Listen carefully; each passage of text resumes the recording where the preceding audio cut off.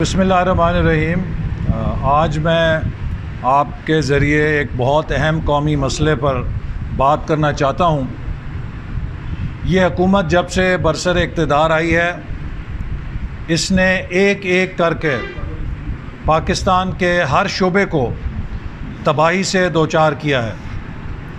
جس طرح یہ حکومت ایویشن کے اوپر حملہ آور ہوئی ہے اور آج ہمیں بتا رہی ہے کہ بعض پائلٹس کے لائسنس جعلی تھے اور ان کی وجہ سے جہازوں کو خطرہ تھا، تو سب سے پہلے میں سمجھتا ہوں کہ 2018 میں جس شخص کو جعلی فلائنگ لائسنس کے ذریعے پاکستان کی معیشت کے جہاز پہ کپتان بنا کے بٹھایا گیا ہے، اس کا لائسنس کینسل ہونا چاہیے اور اسے اس جہاز کی معیشت پر سے اتارنا ضروری ہو گیا ہے، کیونکہ آج پاکستان کی معیشت جس تیزی سے لڑک رہی ہے، جس تیزی سے گر رہی ہے، اگر اس کی سمت نہ بدلی گئی، اگر پائلٹ تبدیل نہ ہوا،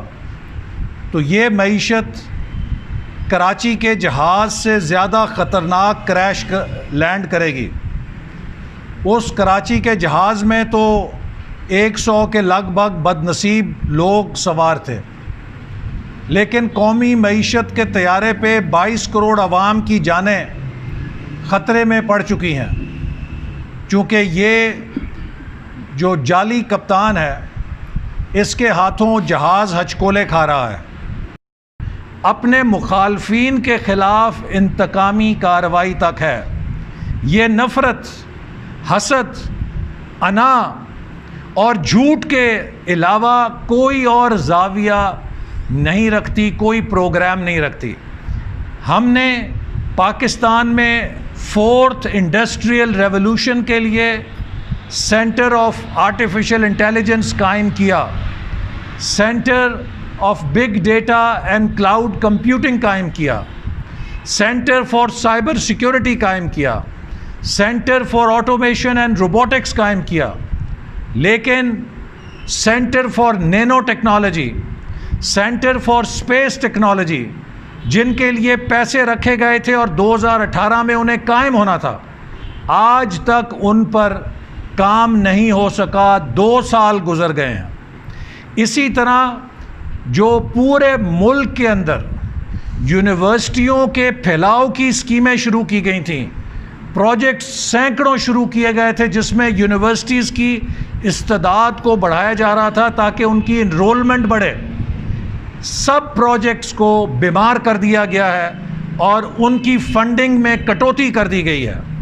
کسی کو 50 ملین دیا ہے، کسی کو 100 ملین دیا ہے، جبکہ ان کو 300-500 ملین ملنا چاہیے تھا۔ اس سے یہ منصوبے التوا کا شکار ہو رہے ہیں اور ان کی قیمت میں اضافہ ہو رہا ہے، یہ سب بیمار ہو رہے ہیں۔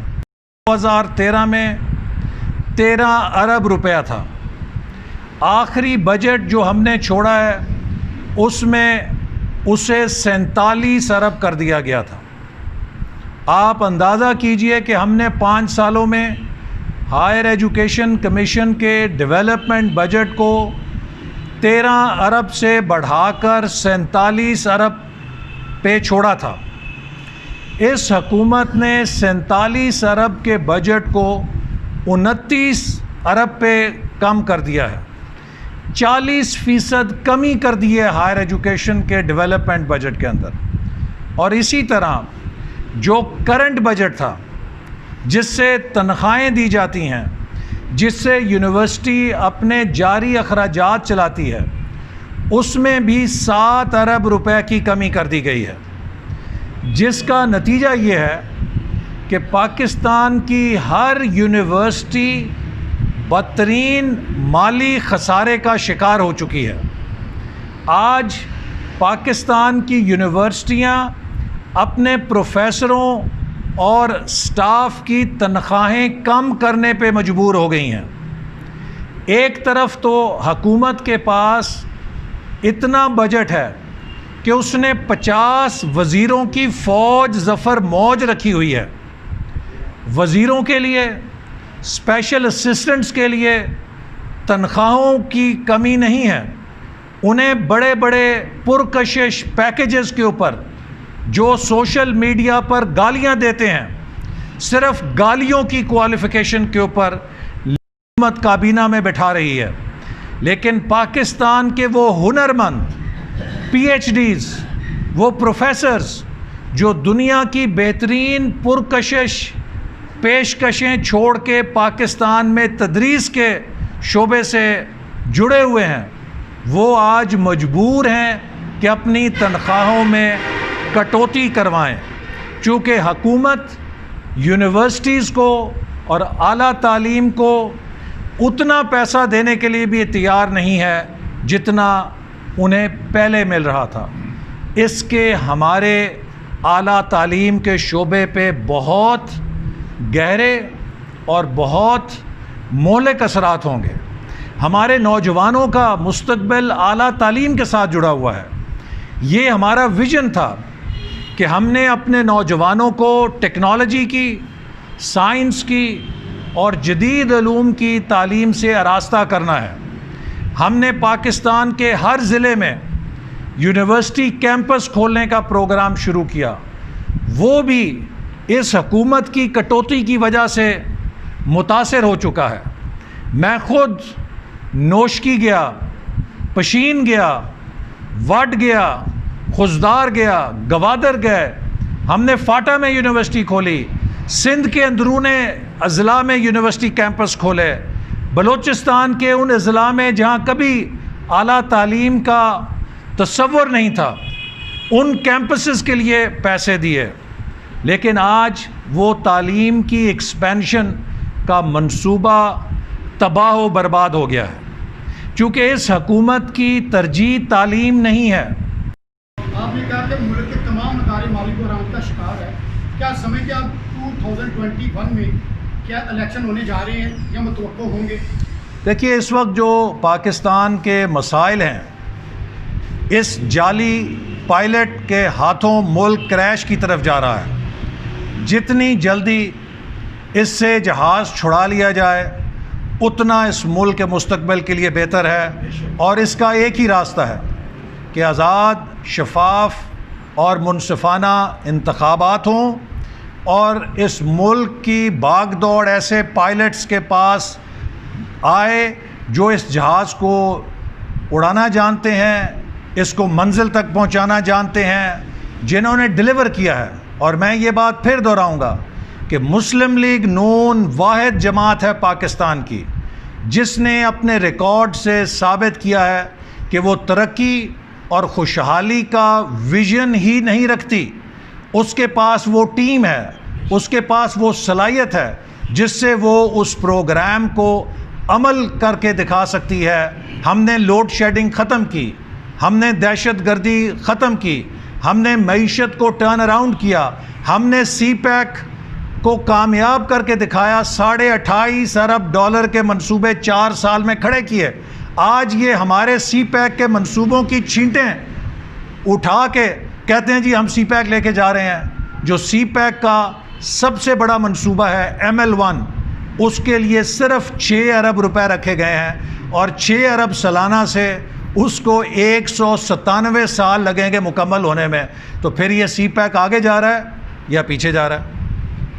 یہ ہے کہ اس کپتان کے ہاتھوں اس معیشت کی جان چھڑا کے پاکستان کی معیشت کو بچایا جائے. پاکستان کی معیشت کے تباہ ہونے کے ہر شعبے پہ اثرات مرتب ہو رہے ہیں. ہمارا مستقبل داؤ پہ لگ رہا ہے، ہمارا دفاع داؤ پہ لگ رہا ہے. پاکستان کے دفاع کے لیے بجٹ حقیقی معنوں میں کم ہو چکا ہے. ڈالر ٹرمز میں ہمارے دور میں پاکستان کا دفاع کا بجٹ تقریباً $9.5 ارب تھا، جو اب گھٹ کے $7 ارب کے قریب رہ چکا ہے. تو پاکستان جو کہ اسلحہ زیادہ تر امپورٹ کرتا ہے، ہماری صلاحیت اس اسلحے کی امپورٹ کرنے کی کم ہو چکی ہے.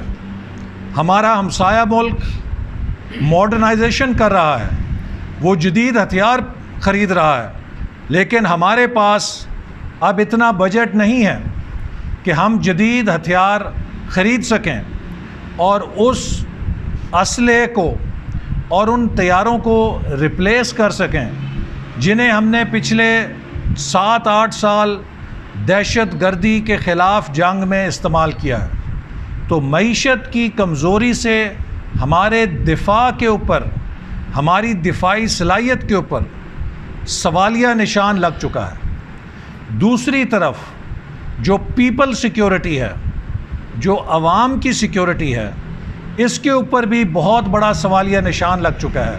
اور آج میری پریس بریفنگ کا مقصد پاکستان کے عوام کو بتانا ہے کہ جہاں صنعت تباہ ہو چکی ہے، جہاں زراعت تباہ ہو چکی ہے، جہاں معیشت کا ہر شعبہ تباہ ہو چکا ہے، میں سمجھتا ہوں کہ سب سے بڑا حملہ اس حکومت نے ہمارے مستقبل پر اور ہمارے نوجوانوں پر، اعلیٰ تعلیم کے شعبے پر ضرب لگا کے کیا ہے۔